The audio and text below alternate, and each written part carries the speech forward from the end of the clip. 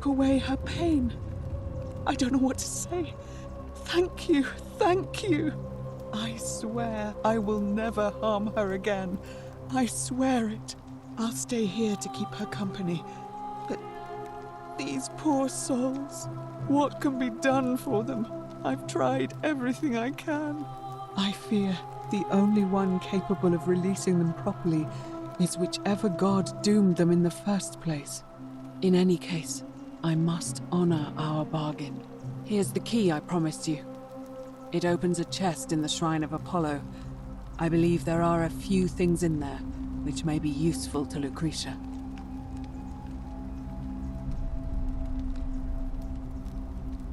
Now, please leave. The door here leads out onto the palace balcony. You should be able to make your way down from there.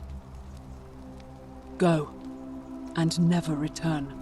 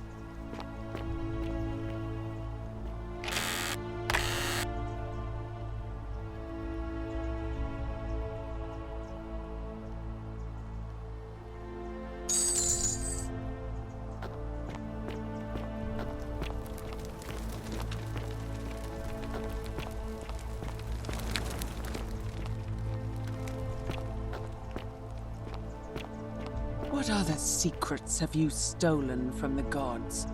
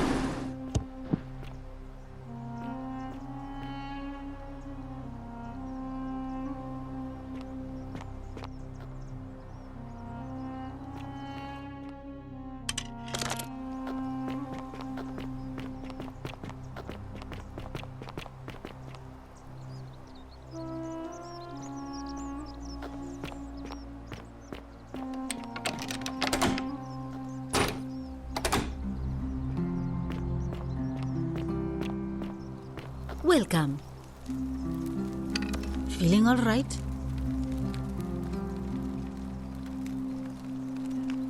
That's a shame.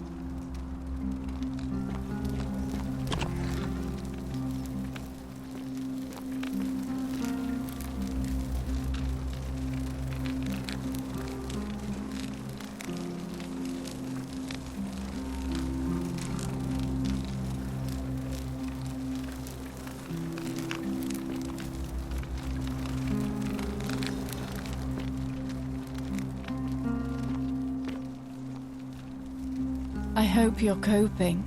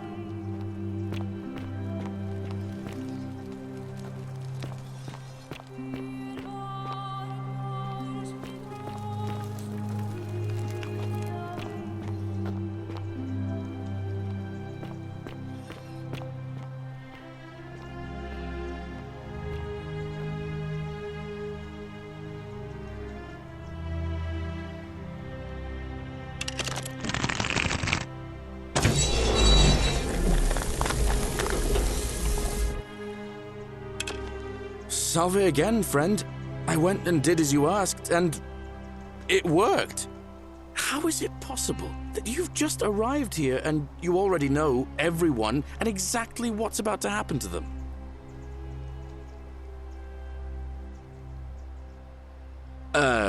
You're toying with me, right? Wait, you're not kidding, are you? That's the only way you could have known. You're a bit like... Oh, what was his name? Sisyphus. Yeah, that's the one. Old King Sisyphus. Sisyphus was a Greek king a long time ago.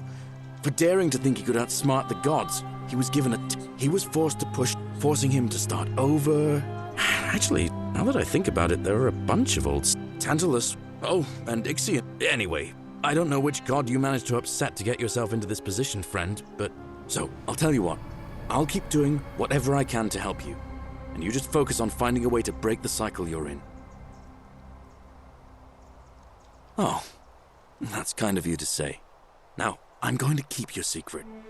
Although, it's not as if I'll remember this next... Oh, and if our conversations ever start to annoy you, just tell me you're busy. I know when I'm not wanted. May fortune smile on you, friend.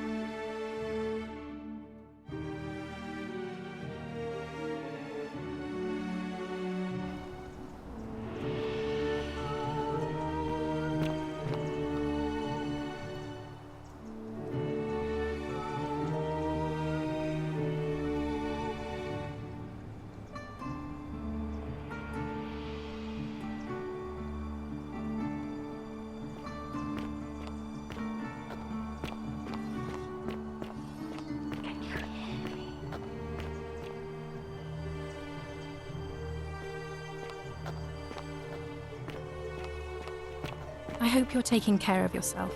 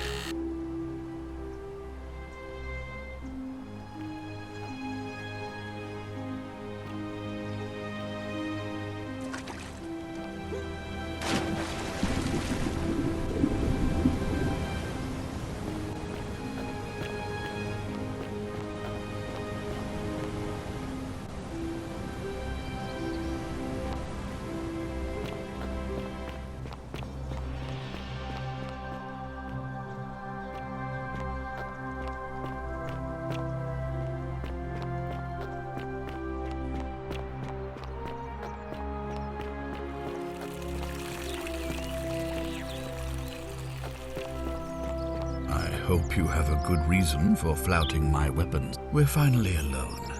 I assume you already know who I am. May I know your name? We have? Wait, if I understand correctly, I must have entrusted you with figuring out who the culprit is. Only, is that about right?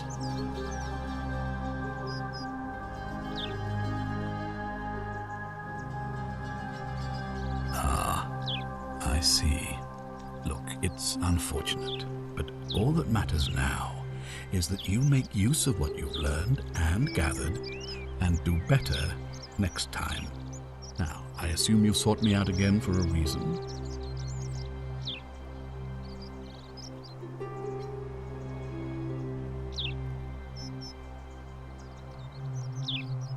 You mean Duilius? Releasing him is out of the question, I'm afraid. That man is a liability we simply cannot afford. Perhaps you're not aware he was caught multiple times, sneaking around in places he should not have been. Look, I can see where you're going with this. You think me cruel. I assure you that is not the case. You may not be aware of this, but it was not so long ago, during the Republic, the law of the 12 Tables would have required that he be killed as soon as he was born, owing to his deformities. Here we see to it that he has food, water, and shelter, and most importantly, he is able to continue living. A privilege that would be taken away from all of us were he to be released and commit the crime of trespass. The man has no self-discipline, poor comprehension of what is going on around him, and is an incorrigible rule-breaker. I will not jeopardize the lives of my people so that one man can go free. Now, was there something else? Thank you. I'll be waiting here for news.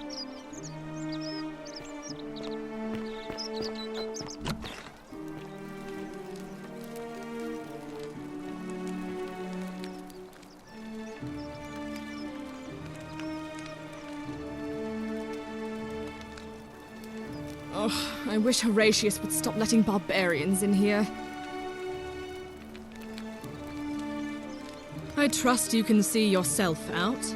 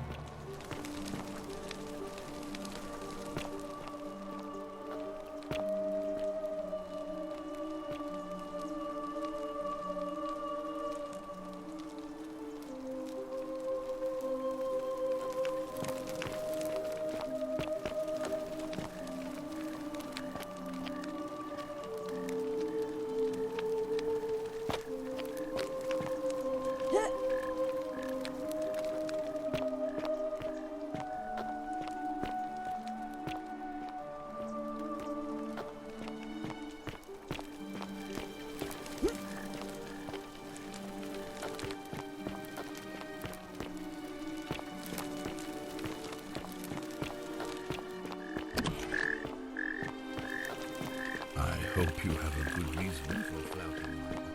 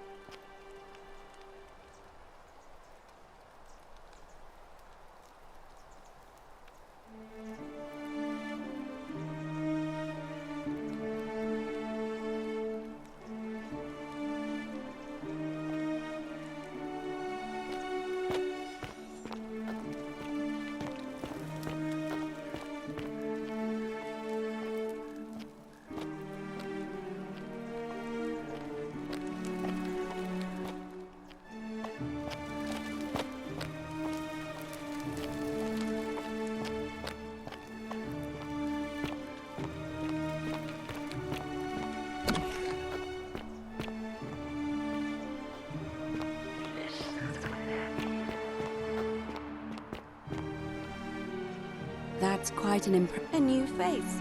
Ave, and may Vesta what...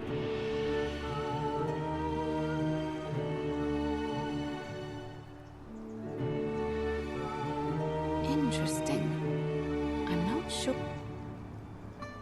Yes, I suppose that... What else? Yes, what else? That's true. And did you...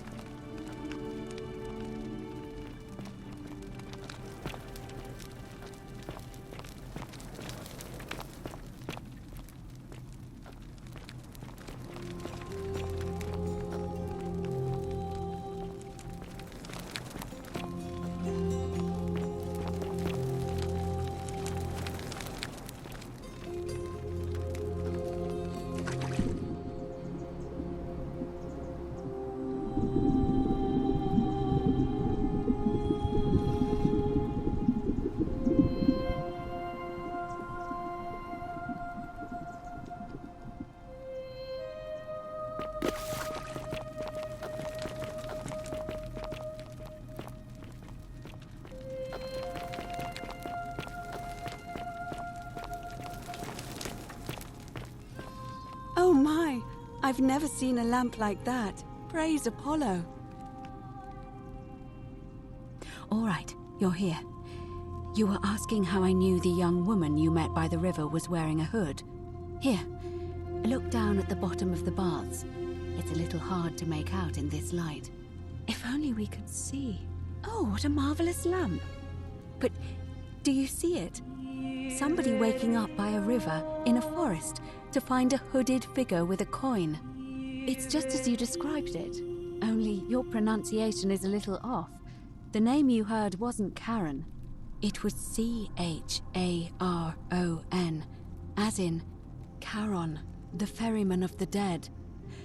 Charon, who, in exchange for the right coin, helps the souls of the newly deceased cross the Styx, the river that separates the land of the living from the land of the dead. When I dragged you out of the river, I thought you were never gonna wake up. I checked your pockets for ID, but all I found was some loose change. Feels like I've spent my whole life in a dead-end job with an endless commute. Sorry if I sounded cagey, it's just that I don't always get the best reactions when I introduce myself. My name's Karen. There are a bunch of old stories about the gods punishing people by making them do the same futile task over and over. But on the bright side, at least you're not stuck in the underworld like they all were. I'm so sorry, my friend. I'm so sorry. I take it you know what this means. I'm afraid so. It's all starting to make sense. All these people whose last memory was running from the fires toward the river. It seems none of them escaped with their lives after all. Perhaps we should be grateful they don't remember their final moments. It also tells us that the Golden Rule is the work of Pluto, the god of the underworld, and why his epithet has always been Father of Riches. I know it's a lot to take in, and you look as if you have questions, so I'll try to answer them if I can. That was my first thought too. In the old stories, the underworld was where the souls of the deceased were taken. But it was also possible for the living to reach it without dying, if they were particularly fearless. So I'm afraid I don't know. Oh, I'm sorry. I keep forgetting you're not from here. If you were Roman, or even Greek, you would know these stories. Each of them is slightly different, whether the storyteller was Plato, Homer, Virgil, or Ovid. But they always involved the souls of the dead meeting a grim ferryman named Charon on the bank of a river. It was said that he'd help the new arrival cross, only if they could pay him with a coin, an obol. That's why it was once our custom to bury our loved ones with a coin in their mouths. Charon's obol, we called it. Of course, an obol was a kind of Greek coin, because we inherited this knowledge from the Greeks. To be fair, the ferryman isn't exactly as the poets described, and he, she, they seem to appear to different people in different guises. You say you saw a young woman named Karen with a hood, and I once heard Kabash mention a stranger in a ram headdress named Kerti, and Rufius described meeting a stranger named Kamut Tabal wearing an eagle headdress. But whatever form this stranger took, they were always wearing a hood of some sort, and their name always began with a K sound. I suspect the only way you'll solve this riddle is if your paths cross again.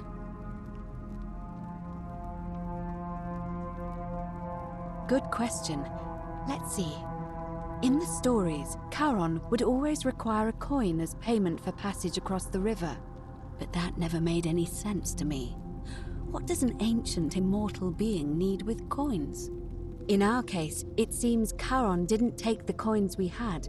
He or she merely checked we had one in our possession. So, maybe there's something special about the coins each of us had on us. That might explain why we wound up here, but so many others did not.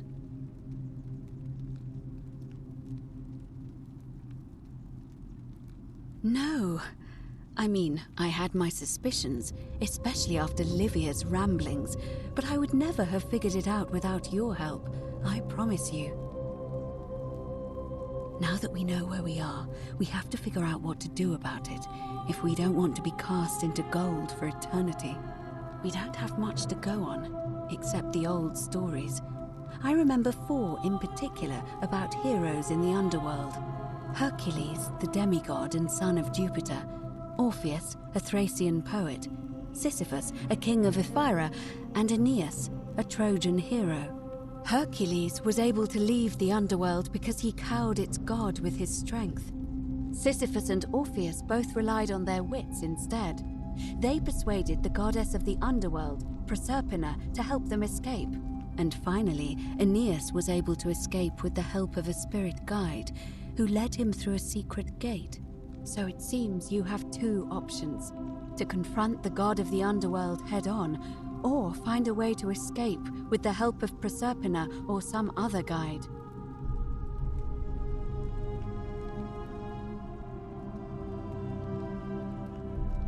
All Romans try to avoid saying it, and the reason is quite simple. He might hear us. You may refer to him as Pluto, if you wish, but you'll only be calling attention to yourself. Do so at your own peril. It's a reasonable question, but the problem is, this place is fairly well designed to keep us here. There's no way to climb up the shaft. And even if you could build a ladder big enough, just trying it would break the golden rule. We know that, thanks to the writings left behind by those who've tried. Shh! Is everyone so blunt where you're from? Oh. That option would be the boldest, but also the only way to learn the truth about the golden rule, and maybe even put an end to it. As I said, Hercules managed to overpower the god of the underworld, but he was a demigod. Forgive my candor, but you are no Hercules.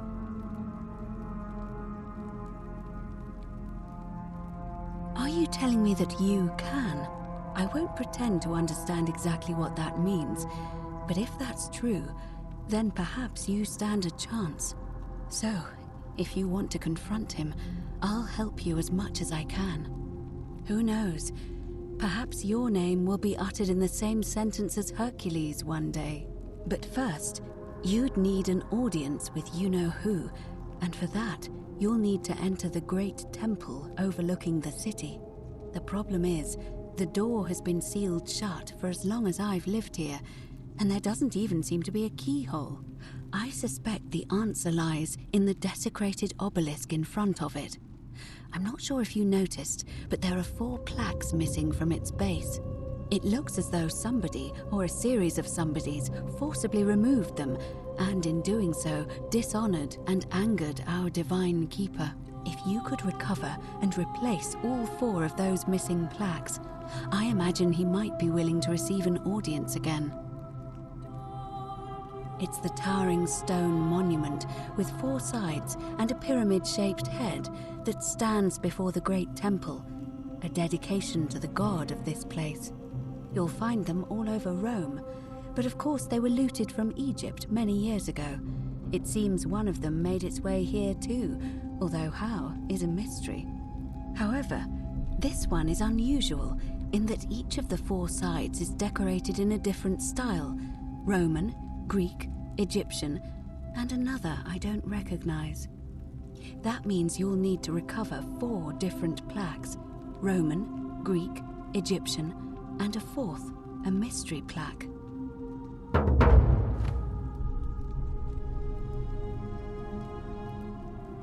Good question. To answer that, we first need to ask who would have defaced the obelisk in the first place. It would have had the god's name engraved into it, so it may be that whoever desecrated it wanted that name to be forgotten. And there's only one group of people I know of who might want to do that. There's a cult in Rome that often argued there is only one true god. Theirs, of course. They've been known to start fires, as well as deface religious monuments whose existence challenged their beliefs. If I were you, I'd go looking for them. Of course, they've all been in hiding since the fire last year, so finding them won't be easy. But I did hear a rumor they have a secret shrine somewhere in the city. Perhaps, if you could find that, you might be able to recover the Roman plaque. I don't know. But perhaps you should begin your search with the local Greek fellow, Georgius. His store is in the forum. Perhaps Kabash, our Egyptian resident, would be able to tell us. Unfortunately, he disappeared weeks ago. But I did hear Aurelia is peddling rumors about him at the tavern, so perhaps you could talk to her, or just take a look in his room.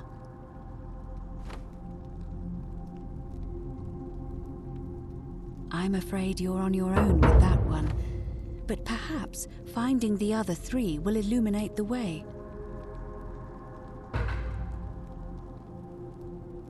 As I mentioned, both Orpheus and Sisyphus were said to have persuaded Proserpina to help them escape, and Aeneas was guided to the exit. The problem is, those are the stories of a poet, a self-aggrandizing king, and a brawler about their own heroic deeds, so they should be taken with a grain of salt. First, Proserpina. What we do know about her is, well, it's a grim tale. It's said the god of the underworld abducted and dragged her here against her will, forcing her into marriage.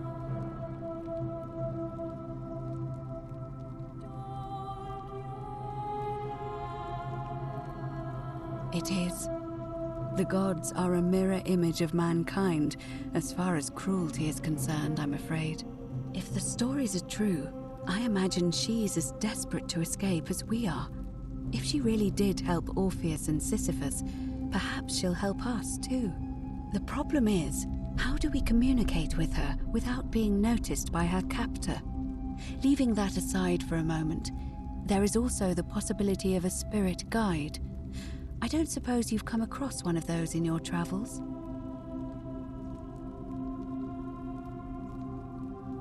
Truly? And you're only bringing this up now?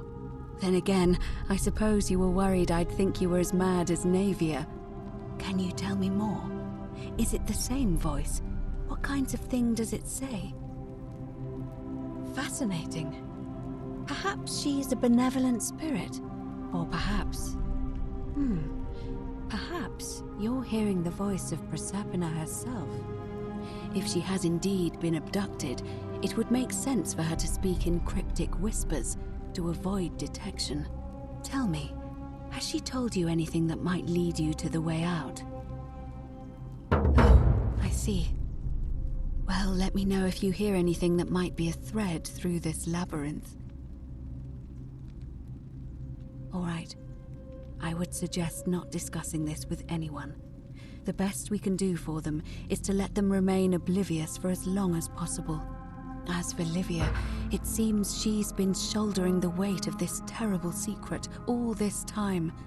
Perhaps it would comfort her to know she's not alone.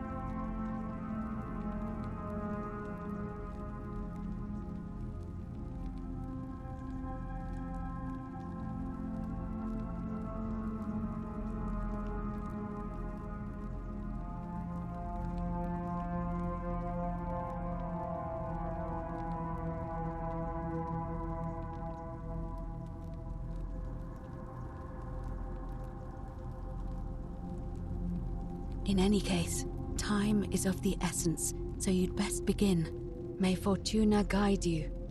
Although you may not need her with Proserpina on your side.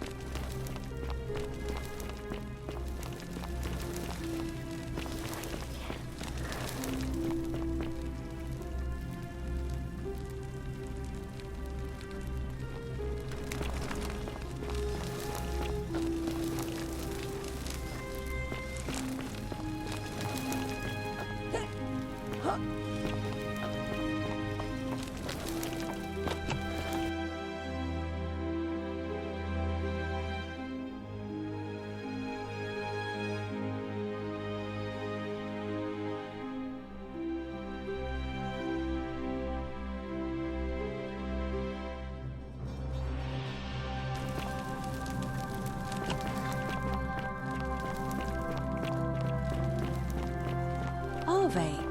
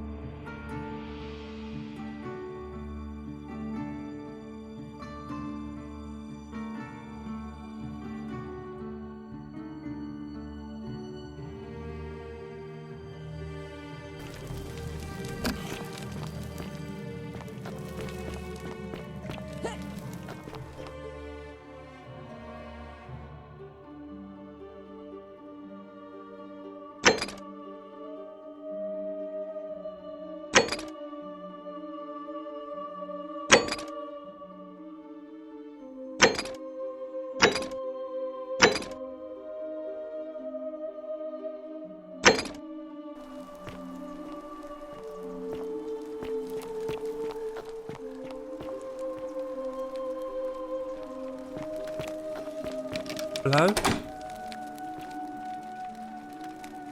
Hello?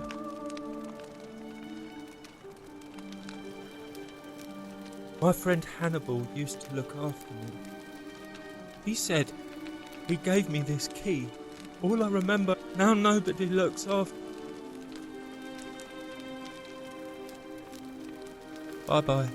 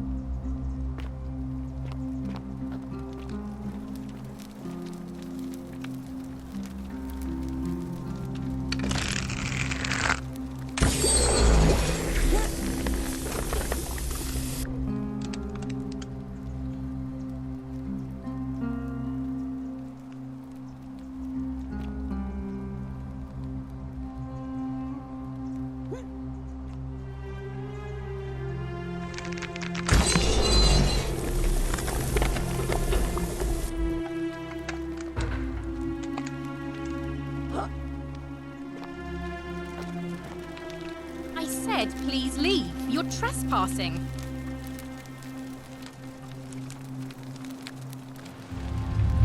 The many shall suffer for the sins of the one.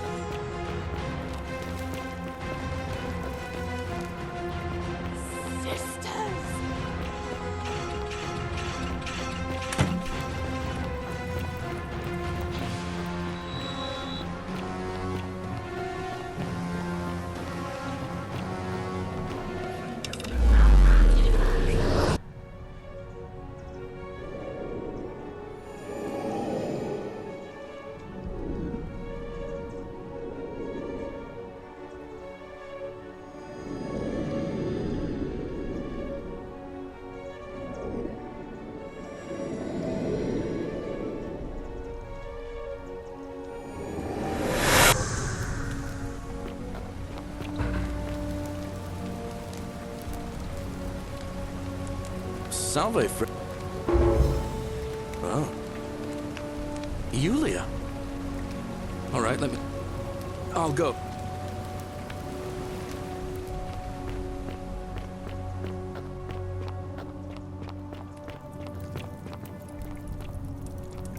Beautiful.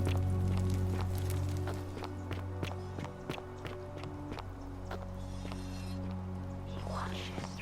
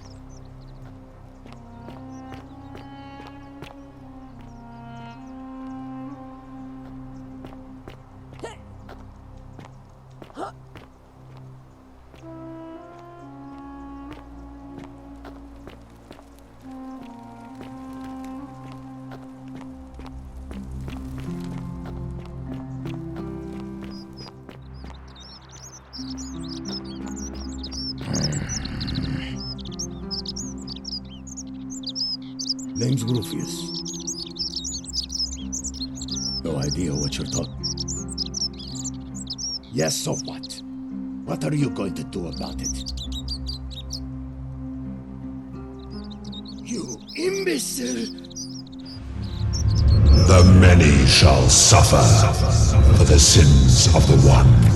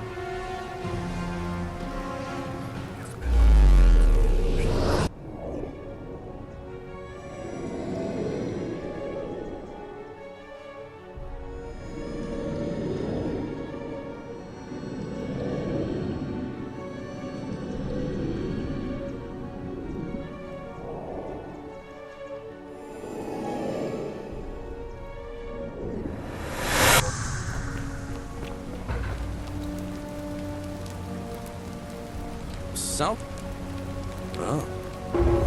Yulia. All right. I'll...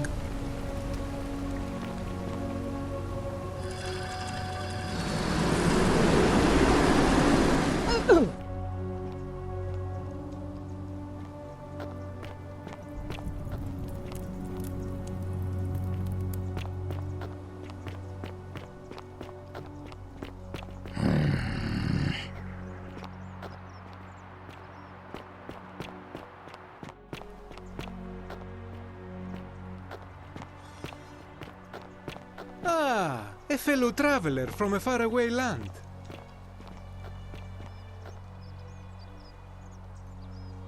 Greetings, I'm Georgius. My friend, you're and in a city full of Romans you are asking me? Because I am Greek. Let me tell you something about Greeks and Romans. My name is Georgios, yes, but the Romans, they do not care. They hear me say